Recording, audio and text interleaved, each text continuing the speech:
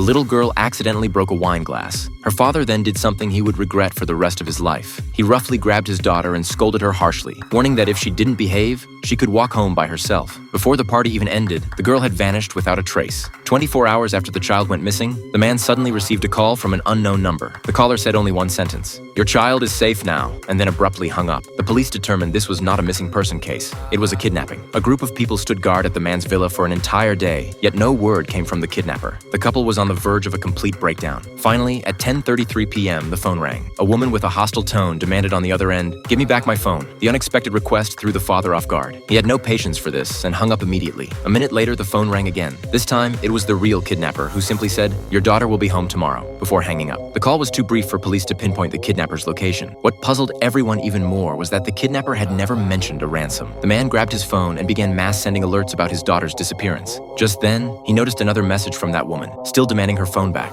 Without a second thought, he forwarded the missing child alert to her. At that very moment, the doorbell rang. Everyone rushed outside. He opened the door to find only a box sitting on the doorstep, all eyes fixed on the box. The air turned deathly still, suffocating. A sense of dread gripped everyone present. Sure enough, when they opened it, inside lay a severed finger covered in blood. The girl's mother completely broke down. DNA testing confirmed the finger belonged to their daughter. Even more devastating was that the finger showed no signs of life, meaning it had been cut off after the girl was already dead. The news shattered the couple entirely. What made it even harder to bear was that later that evening, the father received a message from his wife. Unable to endure the agony of losing her daughter, the mother had climbed onto a bridge and jumped. In just 48 hours, he had lost his daughter, then his wife. The man was utterly destroyed. He went to the bridge where his wife had jumped and slowly climbed over the railing. It was 10:33 p.m. on a September night. His phone suddenly buzzed with a text message. He pulled it out and checked. The sender was still that unknown woman. Just as he was about to put the phone away, another message popped up. This time, the woman said she had seen his daughter and wanted to meet the next day to talk. At that very moment, something eerie happened. A prison transport vehicle slowly passed behind him, carrying a death row inmate. The woman sitting inside that vehicle was the very same person who had been sending him messages all along.